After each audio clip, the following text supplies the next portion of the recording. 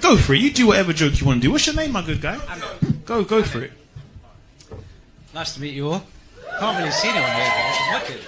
All right, so for my son, first of all, a short joke. So, why was the beach wet? Because the seaweed.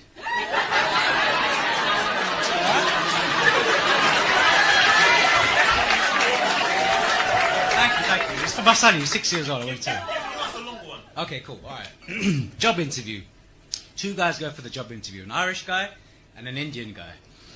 So the Irish guy goes up first. And the rules of the interview are you've got to use 3 words in a sentence. Be very creative.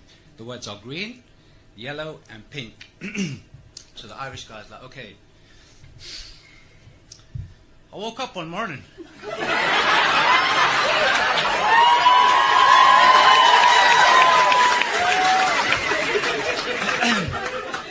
I looked outside my house. And that's a green grass. Loved it, fucking loved it. And for the first time in many years, there was some sunshine. Yellow sunshine. And I looked a little bit further, and there was a couple of pink pigs. Interviewer was like, fantastic, I love it. You're in it with a good shout. Indian guy is stressing. He's like, oh my God. That was very good, yeah, but I don't know. Interviewer was like, come on, man, you got something. Just try something. He's like, okay. Well, yesterday,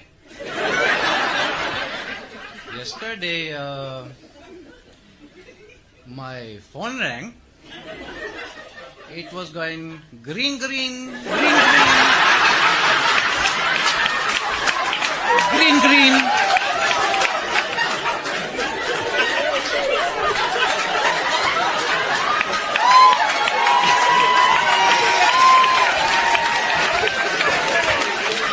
So I picked up the phone and I said, yellow?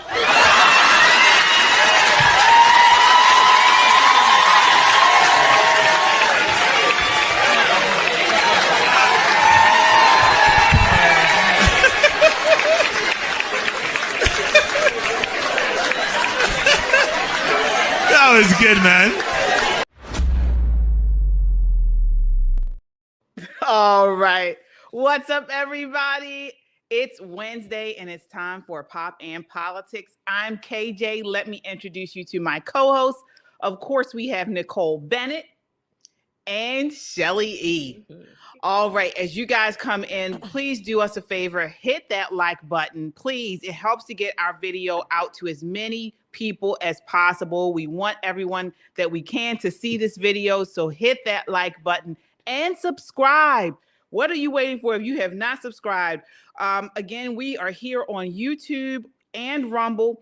You can listen to us on Apple Podcasts or Spotify under the name Pop and Politics. We love our chat. We shout out all of our super chats. It's the best way to get your voice heard and to show your love for conservative content. This is not just a podcast. This is a movement of God-fearing, truth-seeking, America-loving people that value freedom. Stand with us and subscribe so we can amplify this rallying call for freedom. And we already have some super chats. Oh my gosh, thank you all so much.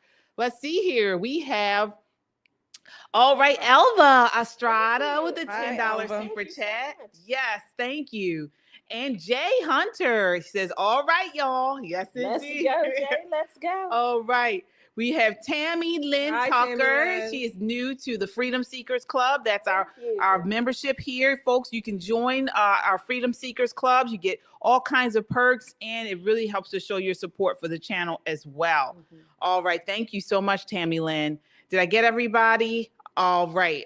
Thank you all so much. So, we thought that was pretty cool to open up the show with. It's just, we got a heavy show coming. And so I really like that clip because it shows that we can kind of laugh at our differences, racial, ethnic differences. We can laugh at it. We can have fun with it. And I thought that was a hilarious clip. What did you ladies think? I loved it. You did? Yeah. When I watched it in my office earlier today, we were cracking up. Everybody loves a good dad joke. Yeah, yeah. What about you, Shelly? I thought he was racist. No, I'm kidding. No, I'm kidding. No, it was good. You know what? Good comedy, even comedy that doesn't have curse words in it. You know, we laugh at those too, but it takes a lot of creativity to do really good comedy, to do comedy very well, I should say. Yeah, and he was an audience member. So he was someone that the comic asked to come up and do some audience stuff. So I thought that was really cool. So again, what did you guys think? Sound off in the chat. What did you think of that little clip? That clip alone got over 5 million views. Wow. It went viral. So I guess a lot of people liked it. All right, so down to business. Want to talk about wins, and Trump has been winning all week already. Let's go. So the Supreme Court handed the Trump administration a major win yesterday, overturning a lower court ruling that blocked his ban on transgender people serving in the military. And of course, they were talking about this. Scott Jennings and Shermichael Singleton were on CNN battling it with the leftists on CNN because they are losing their minds over this ban. Take a look here. This is clip 10.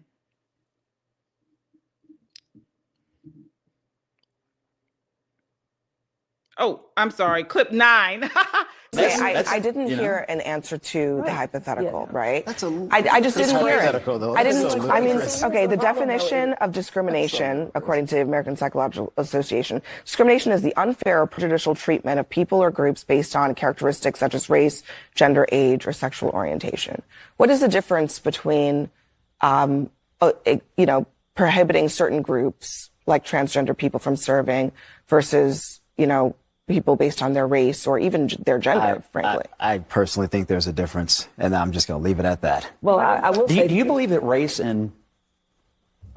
Are you saying that the quality of race and the quality of transgender are the same? I'm just asking the question because I think you're making there's a distinction, but you're not explaining why. No, I'm asking, you guys brought up the hypothetical. Are you arguing that someone's race is the same as someone choosing to become transgender? But your argument, you've made the argument twice that the commander-in-chief's opinion is all that matters. You've said that twice now. Well, so under the Constitution, yes. So if he wakes up tomorrow and says it's not okay to be gay or lesbian and serve, because that's his opinion, there's nothing to back that up. They meet the physical standards. They meet the intellectual standards. They have voluntarily decided to serve their country, to give their life for this country. So many of us don't have to. That it's the opinion without any basis in fact that's what matters more than the Constitution of equal rights and equal protection.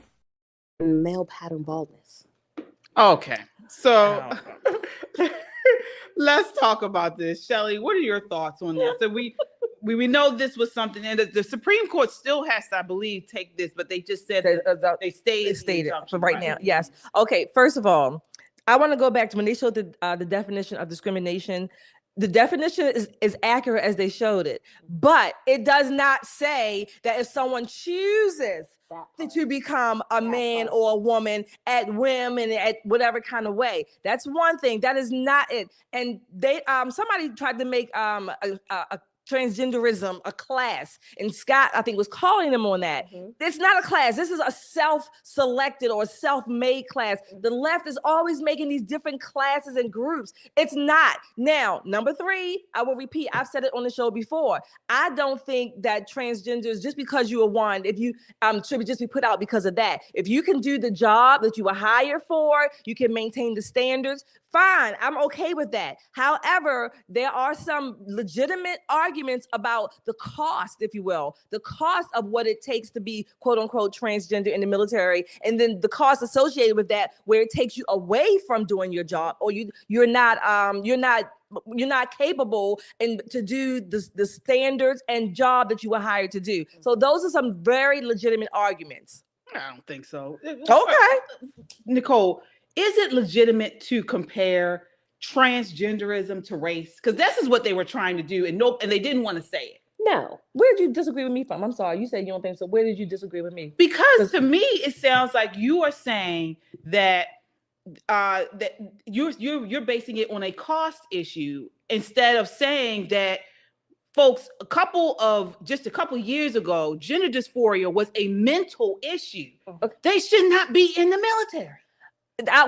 When I'm saying cost, I'm not only not just financial costs, the cost that it takes away from the morale. There are other costs associated with not just financial, but I didn't even make a racial distinction when you said no. Okay. I'm just saying, I feel forget the cost, forget all the medical procedures that they have to go through as they transition.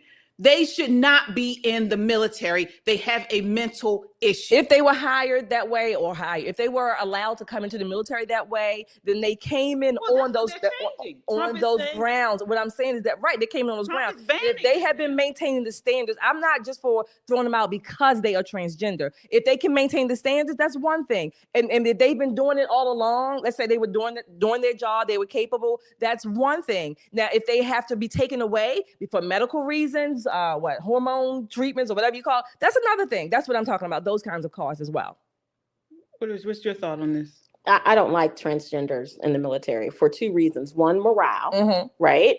It's one of the things that I think, when I think of military, I think of sameness. Because if you've ever seen soldiers, male and female mixed together on a field, when they're doing a parade, right? They're on the field. You can't tell a man from a woman.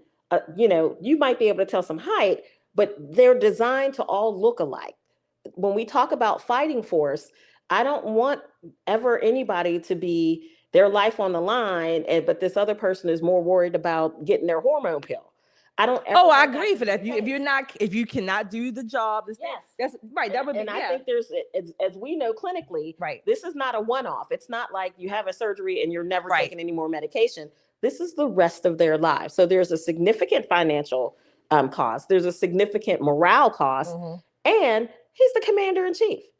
This is not him saying Black people can't serve, white people can't serve, women can't serve, men can't serve. What he's saying is these people who've painted themselves into this corner, this shade of gray, no, sir, we don't have time. We need a fighting force. This is not your moment to figure it out. It really isn't. I mean, for me personally, when you think about the men and women who have fought and died for this nation, we owe them better than that. We owe them better than to put them in a life or death situation with someone who really doesn't understand who they are. Do you know what I mean? Yes. It's intense when it comes to war. So you don't have time for people who don't have their head in the game. Now, Shelley, I hear you. If these are people who have been performing well, they meet all the standards, they're not costing any extra money, they're doing their thing. Because truth be told, in the military, if you're too fat, they throw you out. Exactly. If your diabetes is uncontrolled, you got to go. And it's not because of discrimination against people who are diabetic or discrimination against fat people. This is a fighting force. This is not a quilting bee. And let's talk about that this is a fighting force. So for the last several years, we have seen TikToks and, the military has been taken over by woke, and they have been representing us with weakness. We're seeing men dressed up as women or wearing makeup in their military uniforms. They're doing these videos showing, all this type of nonsense. That does not show strength. And so not only, on paper and in physicals, but as you mentioned, the morale, it does not look right to see these fighting men with lipstick and acting all feminine. Well, let me ask you what Gayle King would say. Have you been? That's what Gayle King would say. Have you all been? Have you been?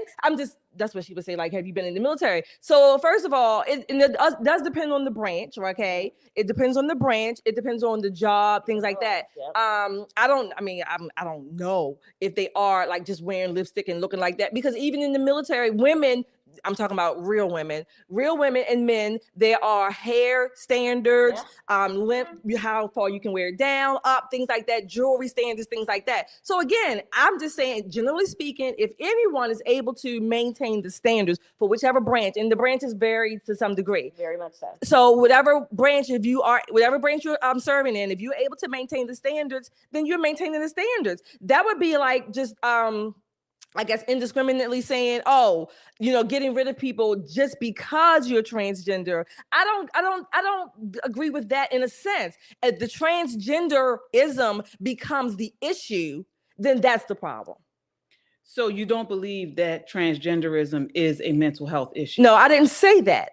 I didn't say that. But some mental health, there are some mental health. If you want to broad, I mean, I think it is a mental health disease, a mental health disorder, and whatever help they need. But there are, just like Nicole said, there are some medical issues that will get you kicked out of the military, and there's some that can maintain. You're saying that I'm saying that they can maintain the standards.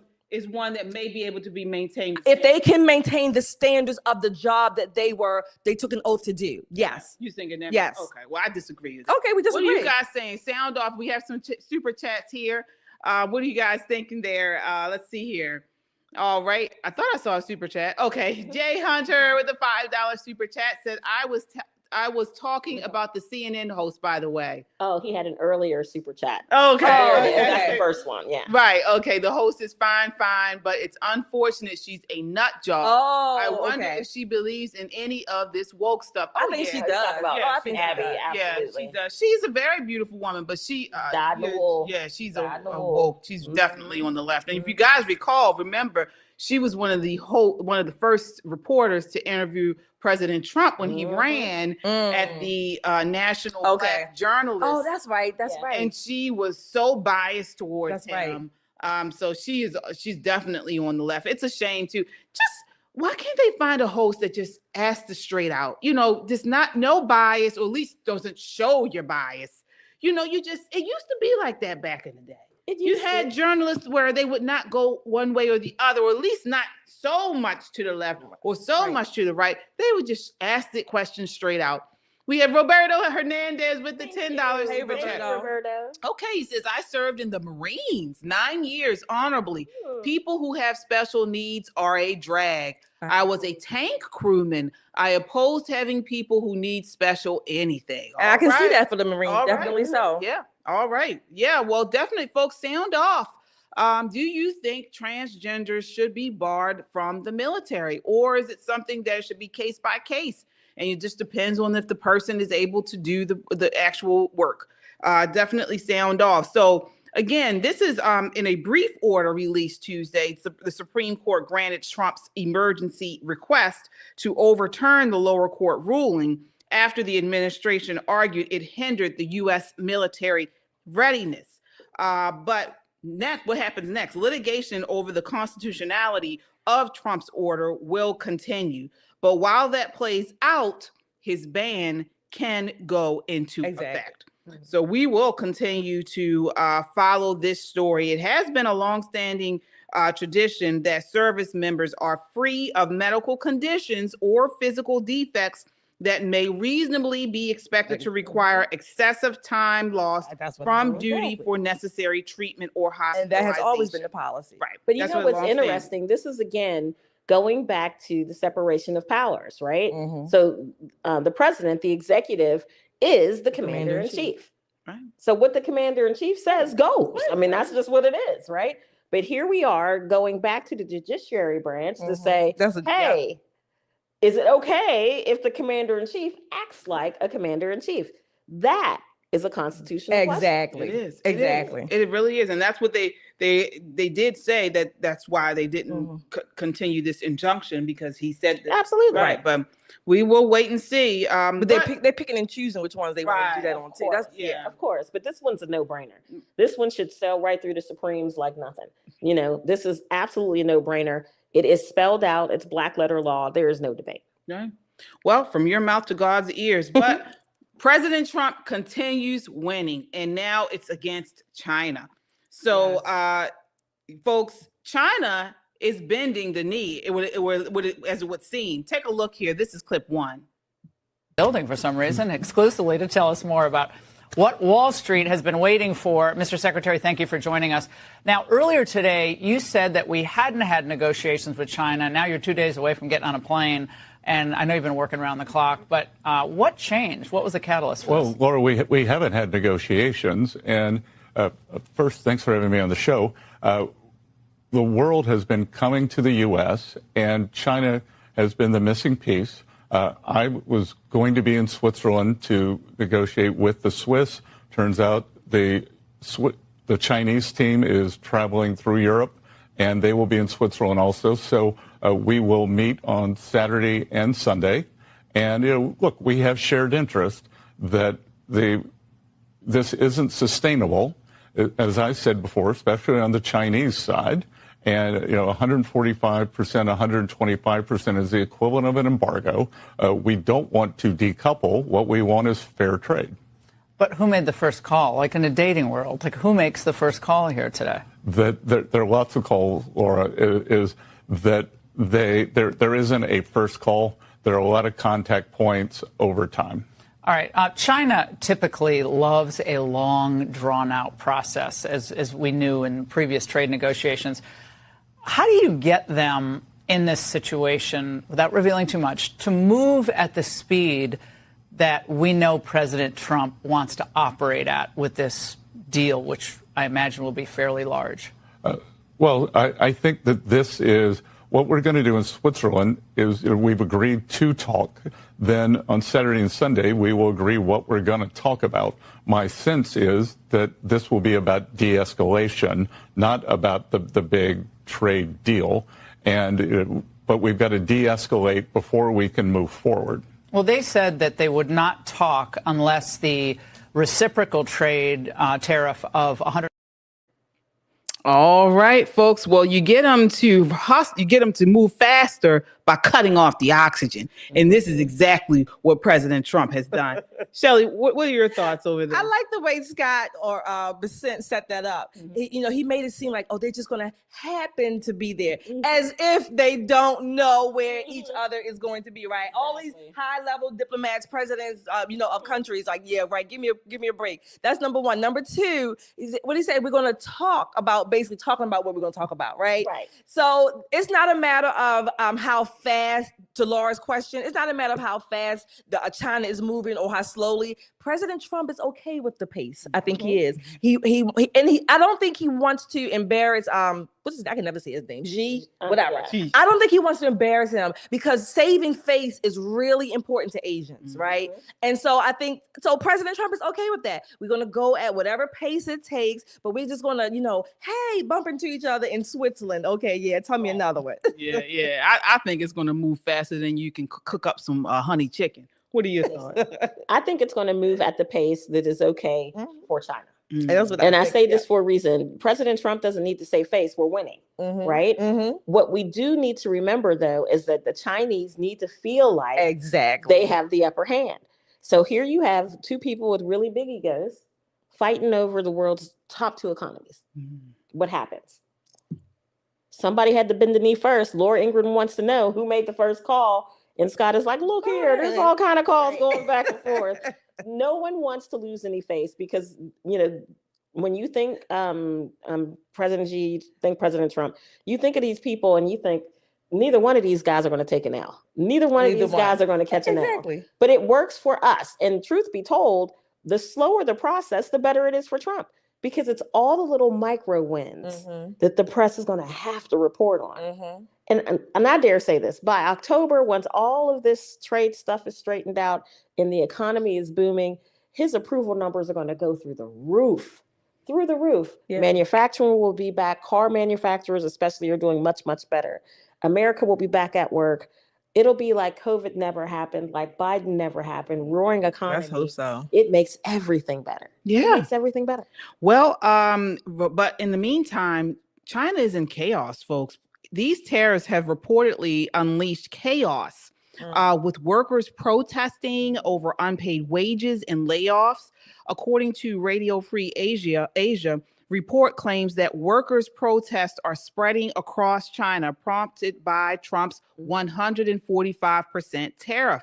It states that hundreds of employees have taken to the streets to demand back pay and challenge layoffs. Shan Wei, chief China economist at Goldman Sachs, estimated that 16 million jobs are involved in producing goods sold in the U.S. Prices will need to fall for domestic and other foreign buyers to help absorb the excess supply left behind by U.S. importers, Shan stated. So this is having a horrible effect on China's economy. China saw strong economic gains in the first few months of the year. Xing Langwing, deputy director of the National Bureau of Statistics, stated The national economy had a steady and good start, continuing the upward trend. However, we must also see that the current external environment is becoming more complex and severe. The effect of domestic demand growth momentum is insufficient. So, like I said, I don't think they're going to be able to withstand these tariffs for a very long time. They're probably trying to get some type of deal going to get back their economy. Let's not forget that China is a communist country. So they're not going to sustain them. But along the way, again, President Trump is going to allow Xi or whomever to, again, save face for the sake of their country, for the sake of the stability, just to and keep the diplomatic relations going. I'm okay with that. I think it's funny myself. I love the give and take, the back and forth. And it's easy for us to say that as Americans because we're not losing 16 million. Right. But there, you know, the Communist Party rules. He's the de facto leader of this party. We're going to see what it does. But truly, folks, I just want to point out that KJ killed that name. What was that name? I know, please. Girl, what'd you say? Something Ling Wing or something. Oh my God. It was good. I said, I can't even remember what it was. I don't know. She hit that. Shan Lee? No, it was the other one. Me and Shelly could. Xing Lang Yung. Okay. You know what you're doing. Okay. Yeah, you're doing too much. Okay. You asked me to say way too much over here tonight. All right. And it may be because my tongue is a little slippery due to the Trump wine. You know, guys, if you notice, yeah, I forgot to say. We have the Trump wine tonight. We're drinking the Trump wine. We haven't. What is this one? Oh, that's Joshua. Nobody wants Joshua. We got Trump. We haven't opened this yet. Right. Yes, we have the Trump Pinot. wine. Yeah. All right. We got a super chat. Oh my gosh. Jeff Horton with the $50 super chat. Thank you so much. He says, opinion, anyone with my psychological issues should not be allowed to carry a weapon. Oh, wait. Anyone with any psychological issues should not be allowed to carry a weapon. I consider thinking you're the other sex or willingness to mutilate your own body as psych problem. Glad I caught your show live so I can show my love. My gosh. Thank you, Jeff. Thank you. He's a good point. He does, because in states like ours that have that red flag law, you know, this is absolutely a psychological issue. There's no denying that. Oh, wait, can I get? Oh, yeah. Well, we're going to talk about this in a few minutes about what these trans are doing all over the country. You know, they're making it does seem like they are not all there, and we're going to get into that. So that is a very good point. But as we mentioned, while China's economy is tanking, President Trump is doing great things for us in our pocketbooks. So the Republicans now advanced Trump's plan to eliminate overtime taxes. So Republican lawmakers, have introduced a bill to eliminate federal income taxes on overtime pay with the aim of fulfilling one of President Trump's key campaign promises. It was so good. Remember, Kamala had to steal it. She tried to copy that when he started saying. What was the other one? Oh, no tax on tips. Right, no tax on tips. Right. So the proposal could provide workers an estimated $1.34 trillion in tax relief by 2034. So this is huge, and the media is not reporting on it. Nope. Why? Well, because it's a win. Yeah. Right. Yeah. It's an absolute win. And when you think about Americans winning, you would think everybody cheered. Right. There used to be a time when, Governor Bob Ehrlich talks about this, where the political parties just would, run to the 40-yard line and then punt to the other team. Nobody was trying to ram a ball down anybody's throat. Everybody was trying to be a great American. And here we are, and that's no longer the case. No. It's no longer the case. Well, now, because they hate America. I mean, that is as simple as that. What are your thoughts, Shelley? Oh, absolutely. I want even more no taxes. More no taxes, right? More no taxes. I think my grandmother would say it's a sin and a shame. It's a sin and a shame. This is the people's money. The American people are out here working hard, whatever, scrimping, saving, building, all kinds of stuff. And then we have our government, so to speak, taking as much as they can, and then don't even want to give us an accounting of how our money is spent. It's not their money. It's yours, it's mine, it's ours. We work for it. You can manage your money to the best of your ability for yourself, for your family, however you choose to do it. That is your money. Taxes on overtime, it's really counterproductive, because many people, when you have taxes on the overtime, you sometimes or many times you bring home less than if you just work the straight whatever. I've been there. I've been there. You work. You thinking you're gonna get this massive check. Yes. When you're working overtime, you think, oh man, and my check is, and you come back and you're like, what happened to the overtime? Yes. It's taken by taxes. It's not only especially here in overtime, you Maryland. got a bonus. Yeah, and same thing. Yep. A bonus is just tax money. Yeah. It really is. The state of Maryland gets half. It Right really off the is. top, and they didn't do none of the work. Right. Not a damn None of thing. the work. We have a super chat here, Mr. Moral TV with the $5 super chat. Says, glad to see beautiful Black women with their head on the right things. Thank you for y'all being y'all. Thank you. Thank you so much. Yes, indeed. All right, folks. So we got to move on here, and we're going to talk about this India-Pakistan war. So India launched missile strikes on 3 locations in Pakistan, citing Pakistan's alleged role in a deadly terror attack in Pahalgam in Indian Kashmir. The strikes took place 2 weeks after a terrorist attack that killed 26 people, mostly tourists, in the Indian part of Kashmir, a disputed Himalayan region that both India and Pakistan claim in its entirety. India blames Pakistan for the attack, which Pakistan denies. It has also suspended the Indus Water Treaty, cutting off water to Pakistan. Pakistan said 31 people were killed and 57 others were injured in strikes on 6 sites, as well as firing along the line of control that divides the Indian and Pakistan-controlled areas of Kashmir. Shelley, where do you think this is going to go? And should the U.S. get involved? Not right at this moment. At least not. I mean, nothing to send troops. No, absolutely not. Diplomatically, yes. The U.S. has done it before with India and Pakistan. It's not the first time. This is one of the quiet as it's kept secrets, if you will, because you don't hear about this region. But these two, might as well call them superpowers, they both have nuclear weapons. Right. So yes, the United States has to have at least a representative or representation in this particular skirmish, if you will, attack, terror, whichever side is claimed. They need to, they have to.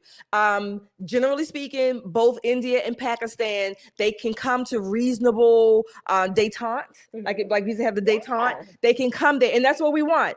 These are 2 large countries, you know, billions of people, Muslims and Hindus. We do not need, let alone want them breaking out in war, because quiet as it's kept, I don't think they will have as much restraint as Israel or other countries, Iran. I think they will have less restraint to use nuclear weapons. I don't think they will hesitate too much. Wow. Yeah. What are your thoughts on this, Nicole? We should cut their funding. I'm gonna just listen. Pakistan and India. Oh, both. So this is what I'm saying. So one of the reasons why the United States is very philanthropic with these emerging nations, and I'm still going to call them emerging, because they have power grid problems, they got massive overcrowding problems, they've got water problems, they have every problem that second and third world countries and have, they shouldn't. And they should not if they have enough technology to build a nuclear weapon, right? But with that said, the best thing that we can do to bring them to the table to make everybody heal is to cut the check, to cut the money off. And then suddenly we figure out what the problem is. These are two groups that have been warring, you know, historically forever. And the sad thing is that these are massive, massive amounts of people. So, you know, there are some portions of that government that really needs to take a look at warring with Pakistan, warring with India. What does that do to help my people? It does nothing. Yeah, but isn't this a proxy war for China and for us? I mean, we know that China is really behind many things going on in Pakistan. India is our ally, and we have a lot to do with them. So do you think this is China influencing this? I don't know. I'm not gonna say they are or not. I don't know, but I do know that India and Pakistan have gotten to this point before without China. So it's nothing new. It's just that we don't hear about them as much. Hindus and the Muslims. Is that how you say it? Yeah, Muslims, whatever the word is. You don't hear about it as much. They are relatively stable in that particular region of the world. Not only that, Pakistan did assist us during the hunt for bin Laden, during after Saddam, all that. So Pakistan was one of our allies, at least at that point. They may still be. They don't like it to be known, publicized, because of religious reasons, things like that. But if China is involved or not, we don't need to be involved militarily. We do need to be involved at a state level. Again, just as we would represent in any other major country, major territory, particularly when nuclear weapons are involved. Absolutely. Yeah. I agree with that because, cooler heads generally prevail when the world is looking, right? When the world's got eyes on you. And as Shelley has stated before, this is not new. They squirmish, they're battling over Kashmir, they're battling over this is going to sound incredibly xenophobic, but most people can't tell the difference between someone from India and someone from Pakistan anyway. I get it. I get that there's, cultural differences and you may not like this particular person that's made, whatever the issue is. Once you have a nuclear weapon, I can guarantee you when you start flexing, the United States is going to give you our undivided attention. And it is not the smoke you want. It is not with this president. This is not Joe Biden.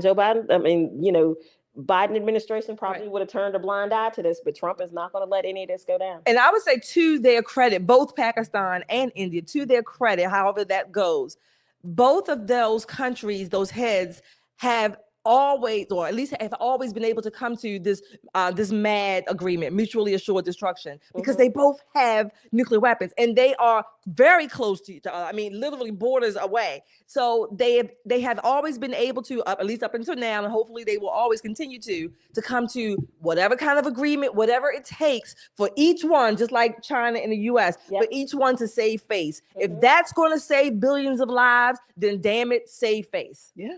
Well, we will continue to follow this story and see exactly how it transpires. All right. So, folks, please continue to hit that like button. And if you haven't done so already, subscribe. What are you waiting for? We are your conservative news station for smart, edgy, conservative content. So definitely hit that like button and subscribe. We also have a Cash App here. So if you want to donate, you can definitely check us out on Cash App at Be More Pop Stars. You can definitely take a photo there and it will connect you directly to our Cash App. Thank you all so much. All right. So moving right along back, we were in India, Pakistan. Now we're back in the US. All right. So we travel a lot when we drink champagne. Sick lid. He telling me when I said, how do you say, what is it? I said Muslims. He said moose lamb. Moose lamb. Moose lambs. Okay.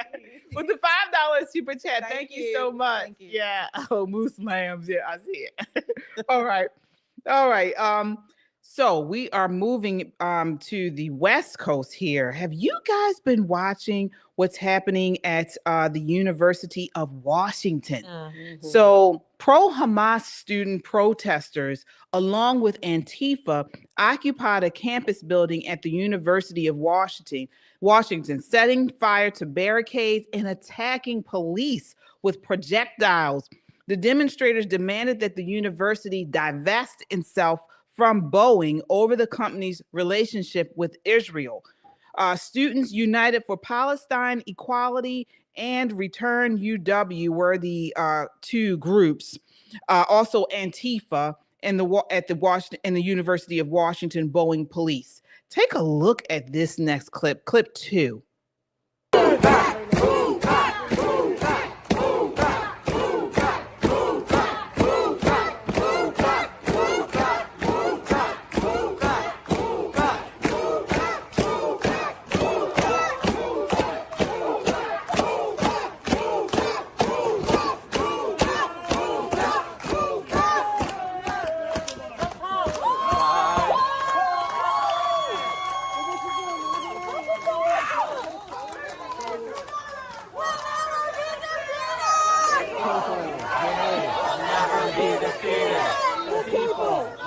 united.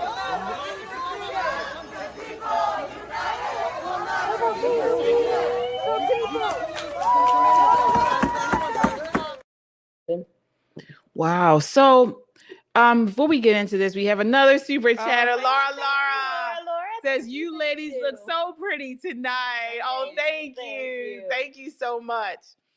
All right. So this is really disturbing. To see, and we've been seeing a lot lately, these videos showing the police in recession, they're retreating, and these riots, these mobs are pushing them back. Now, they had riot gear. That was the mob, had riot gear. They have all types of weapons. And we keep seeing the police retreat. This is not a good look. What's going on, Shelley? Well, what's going on? I'm gonna blame it on at least the impetus of it. We had a mayor here in Baltimore. Remember Freddie Gray? And our former mayor, thank God I can use the word former, Stephanie Rawlins Blake. She gave a speech, and this is when Marilyn Mosby came out on the steps and, charged up the riots and, this is for you. We're going to do this for you, and we're going to have justice and all kinds of stuff. But our dear, sweet former mayor, Stephanie Rawlins Blake, her speech was to let them have the space to destroy. That's what she said. Let them have the space to destroy. And during that weekend, the riots, kept getting a little bit more intense. And then Governor Hogan had to come in. I think he was newly installed, and he had to come in and quell the riots. But before that, they were destroying. There's no definitive, or at least not yet, but there are some accounts from police officers that they were given an order to stand down by the commissioner, who said the mayor gave that order to stand down. Don't even approach the rioters. Let them have space to destroy. Look it up. Don't trust me. Go look it up. Go Google what she said. Give them space to destroy. So I'm using her as the impetus, right? But it's a mindset. It's bigger than her. Right. It's a mindset. It's an ideology that the police are always bad, that they are the bad guys, and that anything that the rioters, not just protesters, of course anybody can protest. I would even support someone protesting. And again, if the police were on the other side, you can protest against the police. And I mean protest. I'm not saying physical. I'm not saying rioting. But this is not what this is. This is sort of a mini revolution. This is what they're trying to do. They are trying to destroy America, to quote former president, thankfully, Obama. We are 5 days away from fundamentally transforming the United States of America. That's the impetus. Yeah, before I get you in here, Nicole, I want to run this next video because, like you said, this is more than protest. These people are insane, and it's a big trans agenda as well. I think it was just within a couple of days after that protest we just saw, they had Riley Gaines went there, and they went crazy. Trans, Antifa, all of them got together and protested her. Take a look. This is clip 5. Make the earth a better place. Go decompose. Actually produce something rather than just being scammed. Taking over resources. Than breathing every transphobic breath that you breathe. Yeah. You're the also earth would be so much better without you. Bitch. You're such fucking scum. You're such a bitch. Take your time. Don't rush on our behalf. Yeah. Take your time. Transphobic shit stand. Take your time. Dress up and respect your elders. Take your time. Our elders. Yeah. Why would we shit about that? You why have would no idea about why that. would we respect our elders You when have they're no old idea about bitches that. like Our this? elders screwed us. When they're Our elders bitches, don't give a they shit deserve about us. no Why should we give a shit about them? Respect is to be earned. If you want to provide This is insane. And that was nothing, folks. They threw feces on people. They caused all kinds of property damage and destruction. We have a super chatter here. Jessica Zane with a $10 super chat says, hoping those two can figure their stuff out without US, because we have more than enough of our own stuff, like our own cops backing away from simple idiots. Amen. Thank you, Jessica. Yeah, she's talking about the India and Pakistani war. What are your thoughts on what's going on here, Nicole? So those are the rules of engagement that are handed to police officers. Of course, our police officers want to protect and serve. That's what they signed up for. Okay. God knows they're not getting rich. They put their life on the line every single day to make sure that we can do what we need to do and get where we need to get safely, right? Protects us in the street, protect us at home. They're a phone call away when you need help. But there you have these village idiots. I'm being kind today. I'm being super kind today. These village idiots dressed up in ski masks. You can barely hear what the bumbling idiot in the back is saying to this woman. And this woman is clearly handicapped. Right. She's walking alongside the cop, and the cop is walking alongside her thinking, if he say one thing, if he lean in toward her, I'm going to wear his tail out here, right? But Americans should be okay to walk down the street. Even if you're a protester and you don't even agree with what I got to say, there should be a level of respect between us that assures my safety and assures yours. Because she looks like she may be, one of Shelley's folk. She might be a 2A person. Maybe she's a concealed carry person. Want to blow his face off, right? But this is ridiculous. This is what happens in states, unfortunately, like ours here in Maryland. When blue people, make these rules and regulations and they don't see the overriding effect it has. This woman's rights are being violated. Yeah. Of course they are. Yeah. I want to go ahead. I'm sorry. Yeah, I was just going to say, I think this is bigger than what we are seeing. I think that they want this to be spread on social media, on the news, that the police are in retreat. Because what happens is when people see that the police are retreating, then the mobs get bigger. Absolutely. Because there was a time, right? There was a time when you wouldn't even buck against a police officer. Right? You would respect the authority. You would understand that they are armed. They have a force behind them. And it wasn't something you would do. Now we're seeing more and more people become aggressive with police officers. Now there are mobs forming. They have their own tactical units and clothing and things.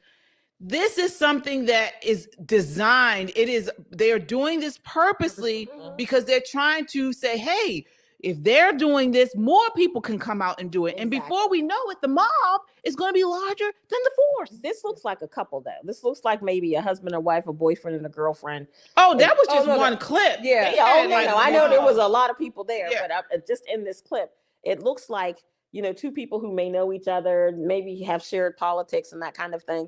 But, KJ, I'm going to tell you, America's fed up. We've had enough of this foolishness. Yeah. One of the things that I want our side to do, I want us to stop saying that all these people are insane or crazy or mentally ill, because then they get to court and they use those same arguments for their defense, which they can technically do that. But this is not just insanity or mental illness. This borders on evil. Oh yeah. We need, if we can call out everything else. I just want us to start using the language that really pertains, because in my opinion, when we call, they're acting idiotic, and I get all that. I'm agreeing with that. But to me, that waters down their behavior, and they don't pay that any mind, right? I'm not sure they would pay anything any mind, because they don't have a sense of just basic, like you said, respect. They don't have that. But we still need to call it for what it is, and I want outside to start doing that more and more. I really agree. do. They're criminals, straight up and down, street thugs. Right. Yeah. Because let me tell you, if they were a different color, it would be zero hesitation. It would be zero tolerance. Exactly. Everybody with a baklava walking around would be wide open. Do you hear me? Yeah. So we've got to get really serious in this country about what a thug is and what a thug isn't. It does not depend on how much melanin you have. Exactly. This behavior, when you have an elderly woman who's walking down the street, minding her business, being verbally accosted, having to be escorted by a police officer so nothing pops off, we're doing it wrong. Right. We're doing it wrong. And we've put up with this foolishness in Washington for way too long. Yeah. And the police should not be in retreat. I want to see them going forward, not backwards. We want to hear what you all think. Sound off in the chat. We have some super chats here. Jessica Price. Hi, Jessica. Hey, Jessica. Says at KJ Shelly Nicole. Hey, girlies. Hi. It's my daughter Mackenzie's birthday. She's 13 now. Lord help me. Could you give her a surprise happy birthday? Oh, okay. Absolutely. Happy birthday. Happy birthday, Mackenzie. Yes. Jessica, 13 is a fun age. It doesn't have to be Lord help me. It really doesn't. Just enjoy it. Have fun. Laugh a lot. Yeah. Girl, listen, I'm going to tell you now. Everything you think is a rule is not. Exactly. Wrap your mind around the crazy. Pick your battles sometimes. Pick your battles. And the beautiful thing is, Mackenzie, live your best life. You'll never be 13 again. And you might never want to be. Right. Do everything. You sing into a hairbrush, possibly tint your hair a weird color, because people are very forgiving when you're under 18. So live your best life. Listen to your mom. She's a wise woman. But otherwise, have a good time. I can't believe we missed your birthday. Where's our cake? Happy birthday. You are finally did have some cheddar biscuits. Right, we did. Yeah, we did. I didn't have a biscuit yet. Yeah. Didn't get one yet. Because she's drinking Trump wine, but she's going to need some biscuits. First of all, listen. She's going to need some biscuits to sop up that wine in her belly. It's delicious. It's delicious. Yes, indeed. Well, have a happy birthday, Mackenzie. Happy birthday. And you are finally off the clock. You're finally off the clock. 13. I wrote a poem when I was your age, when I was turning 12 to 13, off the clock. That's what I called it. And, so I remember when I turned 13. It's a great time. Just have fun. You're beautiful. Absolutely. You're smart. You're charming. Have fun with it, grow into it, and listen to your mom. Listen to your mom. Hug her a lot. That's right. Yeah. At 13, I got my first lip gloss. Adult lip, not the Bonnie Bell. Right. Because Bonnie Bell, you look at twice, it's gone, right? My first real lip, you couldn't tell me that with all lips. Just fun. 13 is a great age. Enjoy it. You bet. Absolutely. All right. So, we were going to continue to follow this story. Riley Gaines was tweeting about this exchange in Washington all day yesterday and a little bit today as well. So she was actually there giving a speech and had to go through all of this insanity. So speaking of insanity, folks, we got to go to Piers Morgan Uncensored. All right. Yes. That was a good one. So Monday night, we broke down the viral incident involving Shiloh Hendrix. So this is a white Minnesota mom caught on video using profanity, including a racial slur against a little black boy over a diaper bag. Apparently, he took something out of her diaper bag. So the left went ballistic. But then something unexpected happened. Shiloh raised over $700,000 on Give, Send, Go, claiming she feared for her family's safety. Now the woke mob is fuming that she's receiving support, while the NAACP had a fundraiser for the child's family and raised less than half of that. So Piers Morgan had a panel of people on the other night to discuss it all, and chaos broke out. Take a look here. This is Myron Gaines in clip 3. But Myron, with respect, Myron, I don't need to wag a finger when somebody says, yeah, I'm racist. I use the N-word against black people. I don't care. That's a racist. I'm not wagging any finger. I'm not accusing anybody. She is admitting it proudly. Even you can't defend that, surely. Everybody is racist to some degree. The reality is it depends on, a lot of people want to be politically correct. A lot of people want to sit there and say, I'm not racist at all. We all have biases. We all have stereotypes. We all make jokes. We all are racist to some degree. Now, how racist you are is a whole other situation, but everyone is racist. That's number one. Next thing I want to say, see, I think this Shiloh Hendrix and Metcalf situation is a microcosm of a much bigger problem. And that bigger problem is what I call systemic organization. And what I mean by this is for decades, we've had black people literally running around with black supremacy, committing crimes, not getting accountability for their actions, and then they blame the system for it. For example, George Floyd, criminal. Ferguson, criminals. Freddie Gray, criminal. A lot of these people are criminals, and what ends up happening is they challenge the police officer, they get into a physical altercation, things go left, they die, something happens, use of force is utilized, and then they want to cry about the result. When in reality, it's not the police killing black people, it's black people killing black people. And if you want to talk about black on white violence, Black people kill white people 2 times as much. And on top of that, most of the shootings in America, a lot of the times, are white people killing, white cops killing other unarmed white men. So this whole systemic racism or police brutality or, oh, it's all so messed up. The reality is this. Black people have been able to get away with a ridiculous amount of privilege in America for a very long time. They're able to be racist with impunity. They're able to call white people crackers without being challenged back. And quite frankly, white America's had enough of it, and the chickens have come to roost. All right. So, lot to unpack there. I want to start off with you, Nicole. So, what are your thoughts on that exchange? Now, just to give you some background, for those who didn't see Piers Morgan's show, he is responding to one of the panel members, Lily Gaddis, who basically says she is a self-proclaimed racist. She says she uses the N-word, all the time, and she's a racist, and she believes that white people need to stand up against what is happening to America. Well, I think all of us should stand up to what's happening in America. I think Americans should stand up against crime, criminality, whether it's black, white, pink, imported, exported. I don't care. Crime is crime.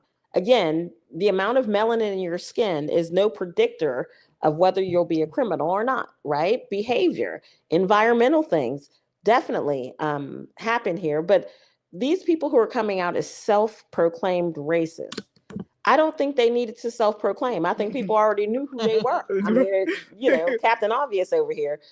It doesn't change anything. This is not 1920. This woman can't kill you. She can't take your job. She can't do any of that. What she can do is hold on to her ignorance and her hate. And it doesn't take anything away from me. It takes a lot away from her. And I'm okay with that. I'm absolutely okay with that. Now, to this guy who was talking about black on black crime, Black people know we have black on black crime. We do realize that. And there are some people who are black supremacists. Let's call it what it is. That black people can do no wrong. We see Sonny Houston on The View all of the time proclaiming as a black woman this, as a black woman that. She's Puerto Rican. I'm just going to say, as a light beige person, do your thing, sis, right? The black experience is very different than a white experience in America. Make no mistake. It does not give you carte blanche to act a fool in public places, to hurt other people.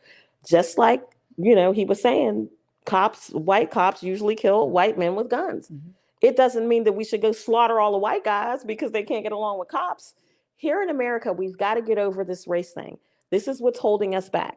Whether you're a self-proclaimed racist, black or white supremacist, makes me no difference. We don't need you on this journey with us. We don't need you. Yeah, well said. Well said, Nicole. What are your thoughts here, Shelley? Well, on which part? Well, I want to get your thoughts on the idea of him talking about how, that black people are just as biased. Everyone has a bias. And, it's not really for black folks to, get so upset about this. I agree. I mean, I've said it before. I haven't been the only one to say it, but every human being has a bias. And guess what? We have prejudices and we do discriminate. Now, I'm for some discrimination, okay? I've always said that. There's some things I do discriminate on and about. So be it. Nevertheless, every human being, what happens is many people tend to come to believe or think that, oh no, I'm not prejudiced. I don't have any biases. No, that's not true. That's a denial or, maybe an ignorance to a degree. That's number one. Number two, Black people have, particularly of late, I'll say, have been, at white people. But even before that, I think that many Black people have this mindset that everything white, they make white people into these gods, many gods, and they literally become obsessed with white people. This is one of the reasons why I don't like wearing white shoes. But nevertheless, I'm just oh my God. You know what, Shelley? But now that I think about it, but my point is they put white people on this pedestal, and then somehow or another it becomes this projected. It projects back at them, and they're the victims because of anything white that white people do say is wrong. Now, my third point, and this may upset some of my side, I tend to think, or at least I have come to think, that many Black conservatives, and again, this is generally Black conservatives, I think we to some degree, I'm not going to exclude myself. I'm excluding myself because I say they're just people, but I'll say Black conservatives. What we have done, I think, is that we have in some way, we want to separate ourselves so much from those people in the Black community because they are just off the chain, as we say. We don't want to be associated with them. So then to the other degree, we want to make sure that no other conservative associates us as Black with those Black people. So we don't, so we're going to allow by silence, we're going to allow, I'll say other conservatives, maybe white people, to denigrate all of us. And we're going to do that at the risk. We're going to be silent about it because it's going to risk us being associated with them. And no, we can no way, shape, or form have that. So therefore, this gets blown out of proportion. It's a big mess. So I don't care if you're white, Black, conservative, or whatever, even on my side. You're just a person to me. You are just people. Your shit stinks like everybody else, as my mother would say. My aunt would say, you put your pants on the same way anybody else does, one leg at a time, unless you hop on the bed and put them on, whatever. But the point is that they are people. I don't necessarily worry about if a conservative, another conservative associates me with those people in the Black community. I don't care. Black people in the community, in whatever community, do wrong, so do white people. I know plenty of white people that live like shit. I mean, just live like, I don't know, trash. But guess what? I don't care if someone mistakenly associates me, or I'm not worried about it. I don't care. They're just people. If the behavior is wrong, the behavior is wrong. I don't care about it. I think, so to agree, I agree with you both. To an extent, I agree with you both. I would say that many times I think the issue is, as a Black conservative, we are associated with, we're put in a box with Black people because we're Black. And so what I personally say is I don't want to associate with every Black person. I am not comparable to every Black person. It's particularly, and we know we've talked about this before, Black culture, or what we see portrayed on TV and movies, music, this Black culture. I do not want to be affiliated with that at all. I always say I am a daughter of the King and a child of God, and my brothers and sisters are that in Christ. And so I will, I want to be connected with people of like values, like mine, no matter the color of your skin. With that being said, what I am seeing on the conservative side is, some conservative white, and some of my conservative white friends and brothers and sisters are saying, well, you know what, we've been taking this woke stuff for far too long. This Black supremacy, this idea that, Black people are, everything's starting to end with this slavery and white people are the worst and all this type of stuff. Now it's our turn to use this white victimhood. That's not the answer. Oh, I agree with you. That's not the answer. That's not I agree with the answer. But here's the thing. When you don't learn the lesson from history, you're bound to keep repeating the problem. We haven't learned anything from racial tensions in this country. We've not learned a thing. We haven't because we're still talking about race. Listen, people throw out, you want to corner a Black Democrat. Easy enough to do, right? Hit them over the head with some facts. The first thing they're going to, especially if it's a Black woman, the first thing they're going to throw out is a Martin Luther King quote. It's their Trump card. Like they lick it and stick it on their forehead and go, get at me, bro. Well, here's the thing. When you quote someone that hasn't lived in a very, very, very long time and lived under different circumstances, it falls flat. Right. It's 2025. Black people aren't waiting to be demarginalized by anything. We got jobs, homes, businesses. What you're talking about, I agree with you, what you're saying. But what you're saying is what I picture in my mind are people who try to, particularly, I'll say on my outside, conservative, maybe conservative white people, and it maybe even to some Blacks to a degree, but conservative white people, I don't like it when I feel like they're patronizing me, right? See, that's what I'm talking about, what I'm saying, I agree with what you're saying, but sometimes I think we in the conservative side, Black people, we have allowed even our conservative white friends whether they intend to or not, we've allowed them to make us be on defense. So again, we're so afraid that they're going to associate us with somebody that we're going to allow them also to patronize us, because damn it, if we stop them, lest we be called, oh, we're going to be called angry, or we're going to be called, oh, you act. No, you're patronizing me. I'm going to stop it. We can be on the same side, but there's still, you're not going to patronize me. And if you want to,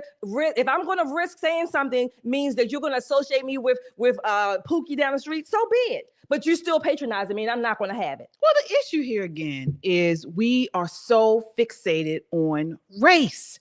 We should be a post-racial society right now. We've been talking about this for so long. The racial identity has nothing to do with it. It's what you said, Nicole, behaviors, culture, how you were raised. I mean, but the media and the left continue to want us to focus on race because it causes a divide amongst Americans. I mean, as he said, Myron, he was correct about those statistics he said.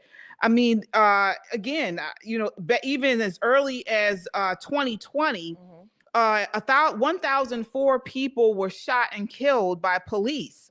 235 were Black and 370 were white. So again, this is the police shootings involve armed suspects and occur during violent confrontations, not routine stops or non-violent situations. So that was in 2019. In 2020, it was 1,021 people were shot and killed by police in the United States. 457 were white, 241 were Black, 169 Hispanic, 154 other. So again, many of these situations involved some type of mental health crisis. The vast majority of those killed were men, and a disproportionate number were between the ages of 20 and 40.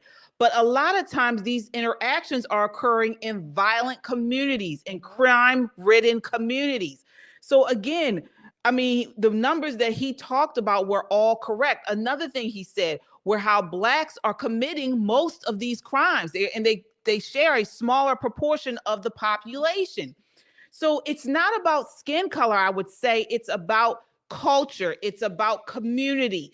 And a lot of times I don't share anything with this type of people. I really don't. No. I said at the risk of us being associated, that we think, this is what we think. So we will allow, like I'm going to say again, white people, white conservatives to say, oh, patronize us. I'm going to keep saying that. So we don't even want that, whatever. Instead of us correcting them, even though they're on our side, we let it go on. And another thing, before we go, what about this woman, Shiloh Hendrix?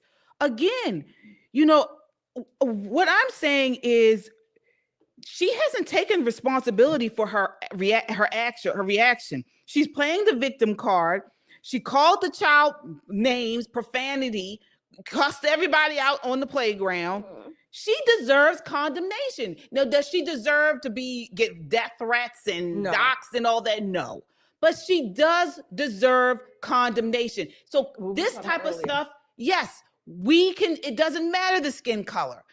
If you do wrong, we call it out. Right. If you do right, we call you, we support you. But you're saying, when we were talking about earlier, I'm thinking you were saying like some conservatives are not doing that. Exactly. Right? It's what I said before. That's what I mean. It's like some conservatives on our side, it does feel like, and I will include Matt Walsh in this, and I'm a huge fan of his show.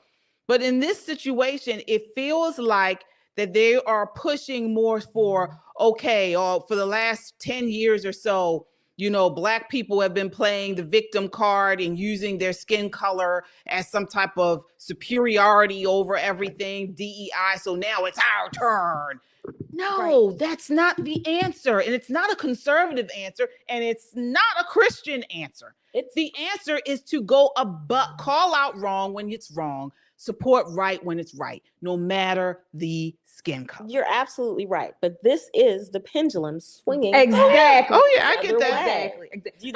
I'm sorry. I wanted to say something. I wanted to add something on. When you gave those stats about the shootings, I think police shootings, right? That's fine. But one of the parts of that clip, I can't remember if it was Mark Lamont Hill, it may have been him, mentioning, and this is what I almost never hear, even from outside. Those stats were correct. But what people are saying, at least maybe now the guy, Myron, whatever his name is, the FBI statistics, we always talk about the murders, particularly the murders and homicides with Black people, which is off the charts, no doubt about it. But what they were saying was that white people commit more crimes. Even in the FBI statistics, white people, outside of murder, there's arson, robbery, rape. The numbers for white people, we almost never hear even our side call those stats out. We go straight to, and I'm not saying that we shouldn't, we go straight to, well, the black people commit more murders. Absolutely. And it's horrible. It's horrific that we do. I mean, disproportionately so, like you said, for the population. But we never mentioned that side. And I think part of us not mentioning that side is because we are afraid we don't want to offend our white brothers and sisters. So what are you saying?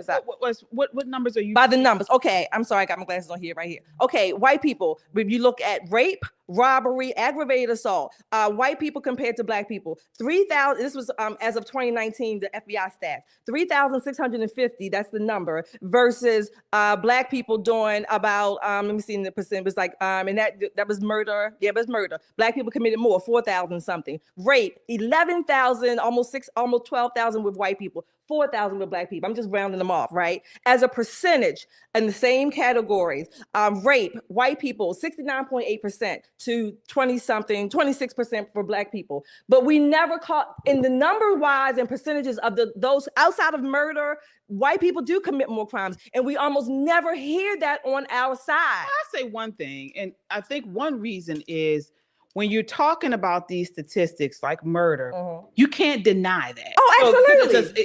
It's like you can't deny any of these either. These are FBI stats. No. I'm talking about there is always the level of egregiousness, right? Right, the level of egregious. No, but also it's a victim there, and there's somebody murdered. Like, what do you mean? Wait a minute. So this other stuff.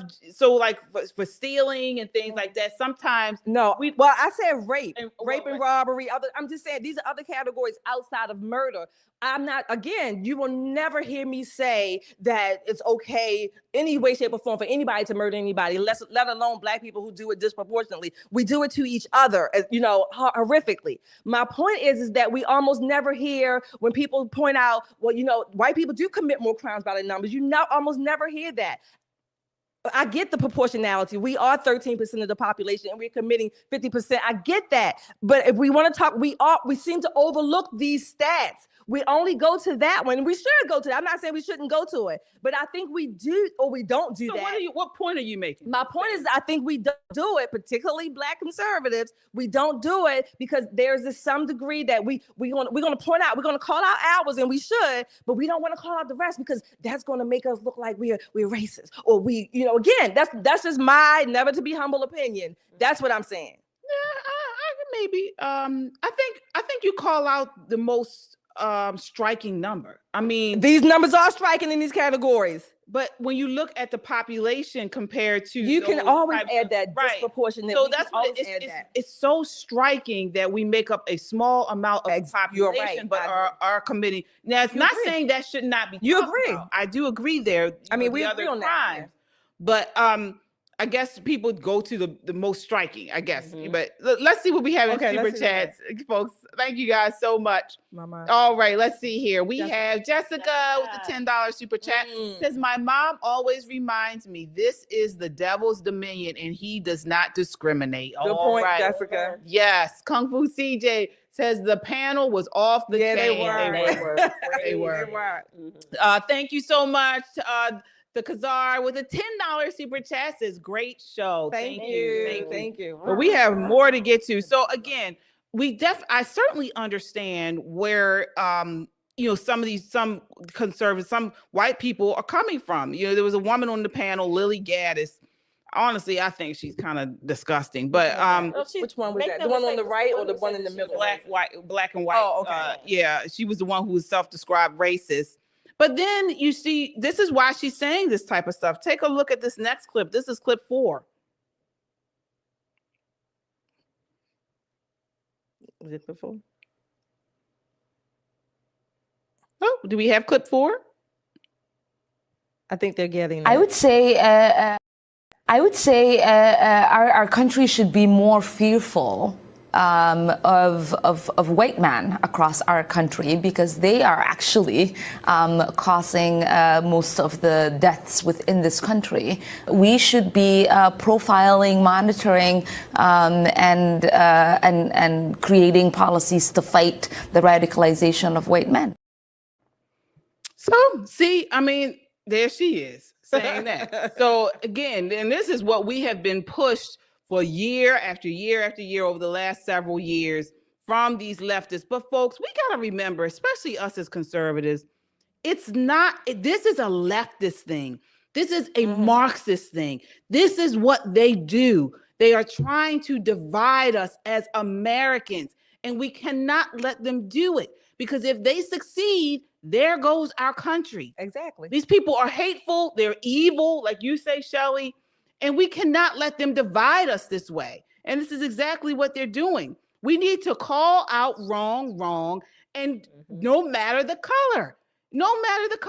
Agreed. We're all there with you. Yeah. Patriots need to call out wrong, and condemn it, no matter the race, no matter the color, and no matter the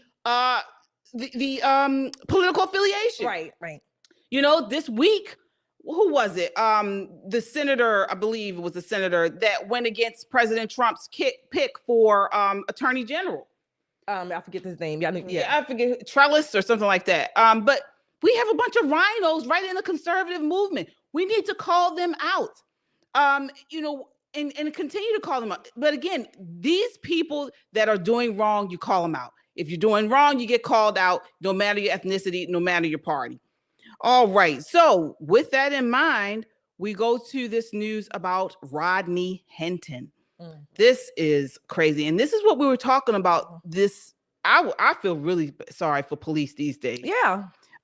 So this is the complex and emotionally charged case of Rodney Hinton Jr., a Cincinnati father accused of intentionally killing a sheriff's deputy just one day after his 18-year-old son, Ryan Hinton, was fatally shot by police.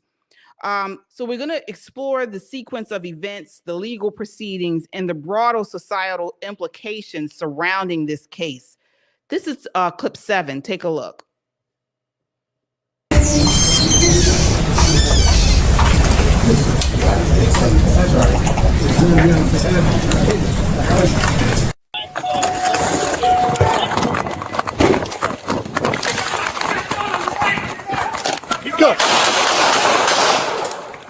Based on the officer's interviews, the officer who did discharge his firearm said that when the individual came out between the dumpsters, he had the firearm in front of him. He was in like a bladed position, and it was pointed at the officer. And he felt threatened for his life, and that's why he discharged his firearm. All right. So May 1st of this year, Ryan Hinton, 18, was fatally shot by Cincinnati police after allegedly fleeing from a stolen vehicle and appearing to point a handgun at officers.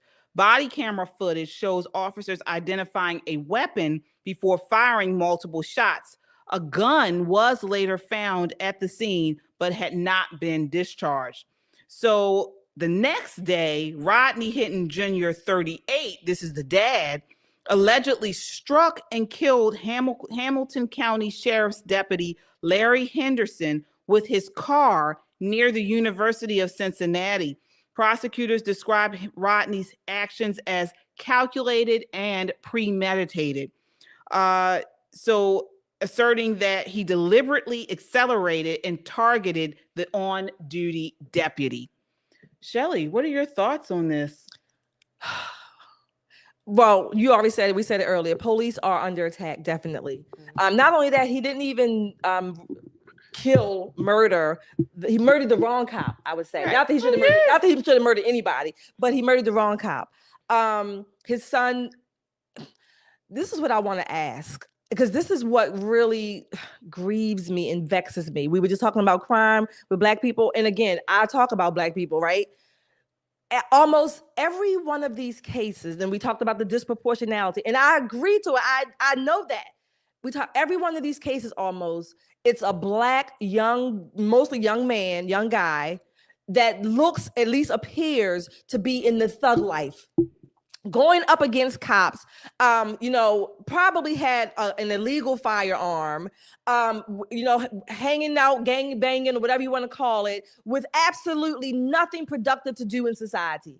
And now his evil father, he has an entourage out in the lobby cheering on him. This is the kind of stuff that definitely we need to call out. Whomever needs to call out, because it's wrong, it's evil, it's vile, it's destroying our society. Our police officers are on the lines, like you said earlier, Nicole, for $60,000, $70,000 a year. Who wants to sign up for that?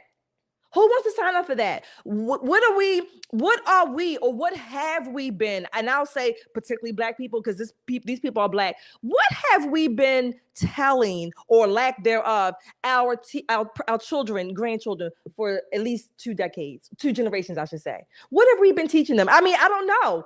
What have we been teaching them? What have they learned? They've learned seemingly a lot of violence, a lot of rage, a lot of victimhood, a lot of the white man is bad. They've learned that even more so than it was portrayed in the civil rights era to me. Yeah, but it's not only the white man is bad, but men generally are bad, right? This again goes back to the destruction of the family. Yeah, it absolutely does. Dad is feeling some kind of way because his son was killed by the police, sitting in his stolen car. The police pull up, they jump out and run. He's got a gun. He turns around. He takes a blade position in front of a police officer. You're damn right that cop's shooting him, because that cop is going home to his own kid, right? He's going home to his family. He's going home to his family. So his father, who did nothing to prevent his son from sitting in that stolen car, did nothing to prevent his son from having that gun, suddenly feels like the right thing to do is to go kill any available cop he can find. It's terrible. Right? So when we talk about that very same pendulum you guys were talking about, swinging the other way, and you want to know what the catalyst is, what the wind is, it's blowing that pendulum, it's stuff like this. Yeah. This is inexcusable by any race, but it is most inexcusable by our race. Let me tell you, we know better. We should. At some point, we have got to stop showing the world that we're nothing more than people who have savage behavior. We know better. This emotionalism, this I'm going to go off, I'm about to pop off, gets you nowhere. You know what it gets you? It talks you out of a $25 ticket for maybe riding with your tent too dark to a damn felony, or in your grave, because the only thing that you know how to do is pop off. You don't know how to conduct a conversation. The police ask you to put the window down, put the doggone window down. You're going to die over a window? Well, this man's going to prison forever. Do you hear me? If they don't give him the death penalty. Yeah. Here he is in his legal proceedings for bail. This is clip 8. Have a seat. Have a seat. Have a seat, sir. Sit down.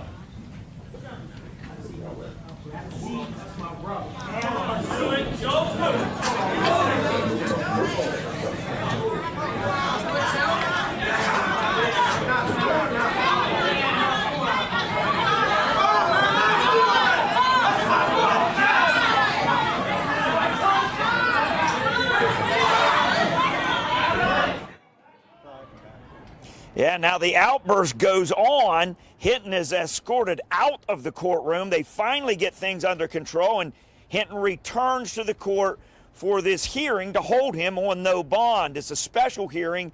It requires evidence to be presented. A prosecution called a Cincinnati police detective who said Hinton had been at the police station to meet with the chief and to see body cam of police from the day before. That body cam showed officers shooting Hinton's son, Ryan Hinton, to death. And it came as they stopped the stolen car. After leaving that scene and seeing this video, the detective said Hinton was very emotional. Family didn't even want him to drive home. He didn't, but he came back later to get his car, and then he headed to the area of the UC campus where Deputy Larry Henderson was directing traffic for the UC graduation. The detective said Hinton picked out the first officer he saw and accelerated toward him. All right. You know, it's so gross. It is now, absolutely gross. That's niggery. Listen. That is nigger behavior right there. Hard R. Yeah. This I thought of a book, and this I read it. I think it came out. It was John McWhorter. I think it was his first book called Losing the Race, and this was like early 2000s. And part of the book talked about that one of the ongoing, challenges, particularly in the Black community, is going to be police relations with the community. John McWhorter said it in that book, Losing the Race. Go get it if you haven't read it. He talked about how that's going to be one of the, everlasting, perpetual bastions, if you will, that the conflict between the Black community and the police relations. I don't know I forget what his solutions were, but he talked about how it's going to be ongoing. This was early 2000 when he wrote this book. This reminds me that I think it's gotten worse, much worse. Somebody put in the comments that, the father is absolutely responsible for the child's behavior. No, they're not. No, they're not. This boy was, I think, 18 or 19, 18, right? Yeah, because see, this is another minor point of these arguments. At what point do children, if you will, or children become responsible for their actions? At what point? In many other cultures, I think in Jewish culture, it's about 12 or 13. So I'm sure the guy, but he had.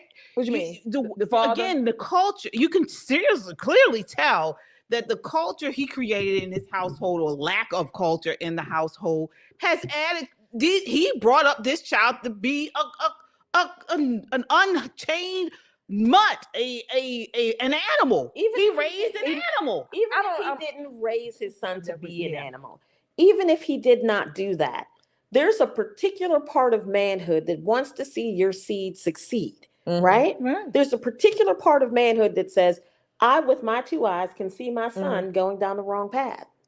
Because guarantee you it's not the first car he's ever stolen. I guarantee you the gun wasn't a joint purchase. Do you know what I mean? At some point, that father could have stood in front of his son and said, listen here, son, you're going down the wrong path.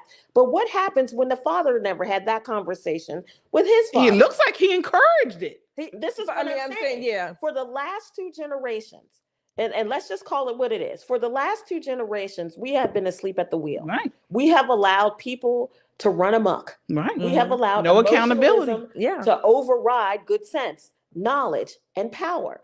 When you think you win an argument by speaking the loudest, let's just roll back. Go back and watch the old episodes of Pop and Politics, where you see in the Maryland House of Delegates, a sitting delegate gets shouted down, you're not going to talk louder than me. These are two Black women. Who cares who talks the loudest? Right? That's not who we are as human beings. And I say this all the time, and y'all can ride me if you want to about it. It makes me no difference. I'm no longer an elected person. I'm just going to tell you some Nicole Bennett truth. Listen, not everybody's going to make the journey with us, fam. They're not. Yeah. There are going to be some people who are left behind, and we got to be okay with that. Oh, yeah. And it's just truth. There's a certain level where people get to a point where they're at a crossroads. What life are you going to have? What life are you going to lead? The fork in the road. The fork in the road. And I'm going to tell you, all three of these, all of us ladies and the people here at MCM are people who mentor people who give good advice, sound advice to people. But there are people in their lives who don't have that. So we've got two generations of, I'm going to run a cop over. I'm going to go kill a cop. I'm going to steal a car and aim a gun at a police officer. And when bad things happen, Black America can't go, oh, look, they're racist. We can't say that. That's not the card we have. That's not the card we have. And we have got to get real honest about that. Yeah. No excuses. And accountability is key. And this is what's lacking in our community. It's the blame game. It's no accountability. And it's no respect. Exactly. No respect for human life. No respect for authority. No respect for elderly. I was in the store today and looking for some appliances. And two young men working in the store, I guess they had accidentally spilled something on the floor. And they were just, I guess they were, customer service reps. And they just started hurling off all this foul language, these profanity. just out in the middle of the aisle, in the middle of the store. No kind of respect or say, well, I wonder if there are children here. I wonder if they're, well, of course, the whole store was full of people. When was that okay? Yes. No, it wasn't okay. But again, for the last at least 2 generations, it has. I don't know if it was an unwritten rule that it is okay or what. It's part of this. Again, power culture. What is Jason, whatever his name is? It's like they don't have any vocabulary, though. It's every single other word they spoke was a curse word. They don't have a vocabulary, KJ. And it was loud. It was loud for everyone to hear. They think that's powerful. Exactly. They think it's powerful. They think that's the way that powerful people behave. They really do. In their culture, they do. Yes. In that subculture, I should say. In that subculture, they do. So this is why every culture, subculture, whatever, has the same dynamics as the larger society. Many times they are on the opposite pendulum side, but they are vying for the same. They're vying for status. They're vying to be seen for a power or whatever. And this idea of, again, you talking about they were just doing it, they don't have a sense of looking at themselves outside of themselves. They don't have that low, I don't know if you want to call it subconscious but many of us, when we are outside, and it's not that, oh my gosh, I got to act this way. So it's not that. It's just a matter of, in this particular arena, wherever that may be, this is how you act. It used to be a societal norm. And we have gotten to a point where societal norms have broken down to nothing. It used to be a situation where if you were in a public place, or if you were in school, or you were in church, or wherever, you spoke a certain way. If you want to talk around, curse and all that type of stuff around your friends, but behind closed doors, whatever, that was fine. But you didn't do it in public, especially when children or adults were around. But the societal norms have been broken down in every aspect. Yeah. When you can go, now this is a lighter side, if you will. You can literally go into churches with pajama type clothes on. You can certainly go to the airport, public spaces with bonnets, bonnets, and just looking unkempt and just dirty, and it's like, and it's okay. Yeah. It's okay. There's no self introspection. I don't know the word. Or self-awareness. Right. Thank you. There's no self-awareness that, okay, I'm stepping outside of my house. I need to at least look presentable and speak presentably, right? There, even we learned in elementary school, right? We couldn't use slang when we were in school. Mm-hmm. We had to use proper English because that's what we were taught. Using proper English was what you were taught, and this was the environment for it. Exactly. We were not allowed to use slang and things like that. We certainly didn't call our teachers, hey, this and hey. No, it was Mr. and Miss. I don't even know some of my teachers' first names to this day. I still know them as Mr. So-and-so and Miss So-and-so. Elementary school, junior high. Mm-hmm. I don't know their first names. So, it's like, well, we have breaking news from President Trump.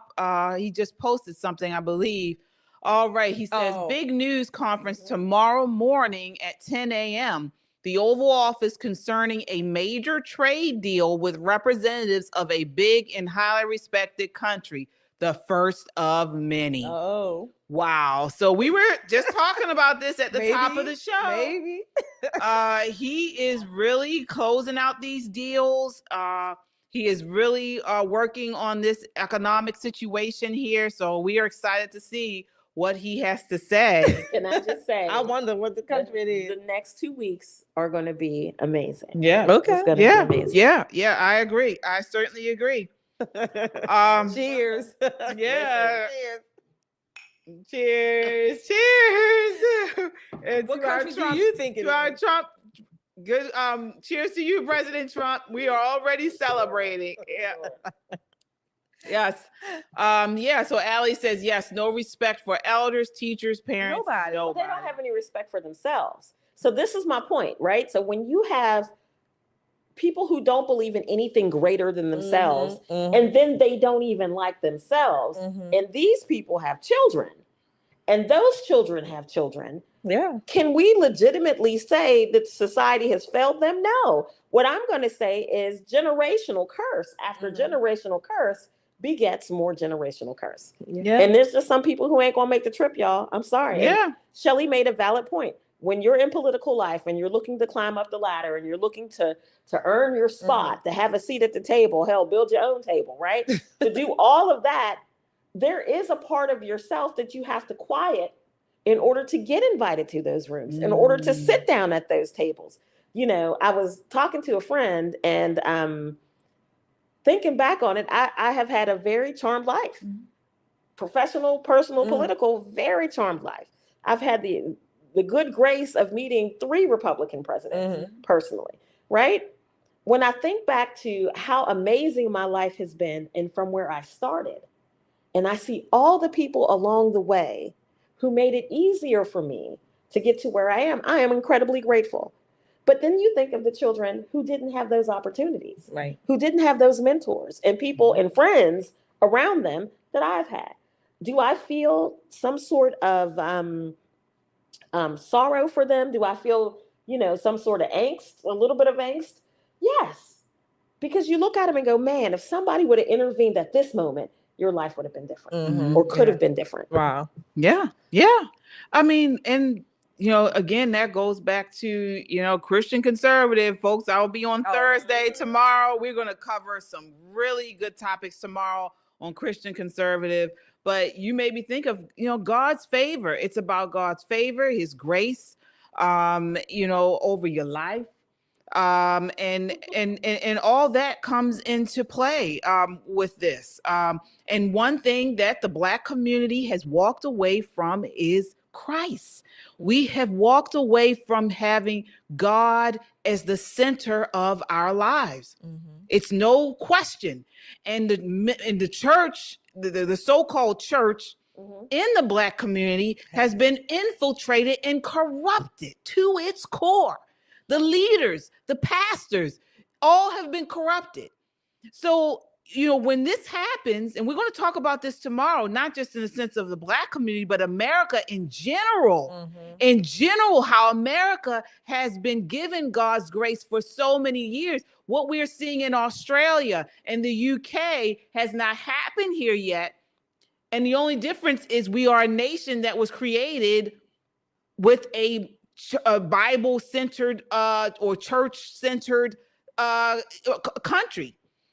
But how long will we have that grace and mercy of God as we go further and further from having putting Christ and God in our lives? Do you know what's interesting? A very fine Republican woman that out of the Detroit area, her name is Gina Barr. She made a Facebook post earlier this year where she talked about the difference between favor and grace. Yeah. It's a huge difference. Yes, it is. Because you got away with wrongdoing for a while doesn't mean that God is okay with what you're doing. That's right. Because eventually, what's going to happen? Yeah. He's going to look at your wrongdoing and it's going to be a problem. And that's kind of where we are as a nation. What are we going to do as a nation when we have 2, maybe 3 generations of people who don't believe in anything higher than themselves? And that's you're right. What you said, what they believe is in themselves. They are the center of their own world. Yeah. They are everything revolves around me. This is why I say I don't like baby-centered home, so to speak, right? Yeah. And I'm saying because that means that the baby gets to dictate. No, the baby's independent, whatever, right? Baby. Right. Babies are cute. I'm not saying. I'm just saying, but that mentality or the child. This is a child-centered home. No, children are children for a very short period of time compared to how long they'll be adults. They need to be reared to be as they're growing up. Yes, they have a childhood, all that stuff. But my point is that they should not be the center of the tension to the point where they're dictating where everybody runs around them, runs circle around them, so to speak. And there goes the whole idea of the fall, how they wanted to put themselves first. Satan was thrown out of heaven because he wanted to put himself above God. And so we see now in these other countries, they are under a Romans 1 judgment. This is what I'm talking about tomorrow. They're under a Romans 1 and Revelation 2:5 judgment. And so fortunately here in America, we still have enough of us Bible-centered, Christian-minded people that are keeping our country afloat somewhat morally. But not for long, folks. We got to continue to push back against this stuff, this wickedness, this immorality, this evil. Otherwise, we are going to fall from this grace that we have been afforded all these many years. 249. Yep. Yeah. Laura with the $5 super chat says, great show. Have to get to work. Good night, everyone. Yes, we are. Good night. Thank you. Great day or great evening. Great evening. Yes. Jessica with the $5 super chat says, I grew up in a mostly Black small town called North in South Carolina. Racism was rare because we knew it wasn't the past anymore, and we treated each other equally. Right. Yes, indeed. All right. Thank you so much for your super chat. Mm-hmm. All right, folks. Well, we are at the end of our time tonight. Thank you all so much for watching with us. Again, I will be on Christian Conservative at KJ Christian Conservative tomorrow night at 9 p.m. You do not want to miss this. That's at KJ Christian Conservative. Please go over and subscribe and hit that notification bell. On Saturday, we have Just the Guys podcast. You can find them at Just the Guys podcast. That's Saturday at 6:30. They will be live.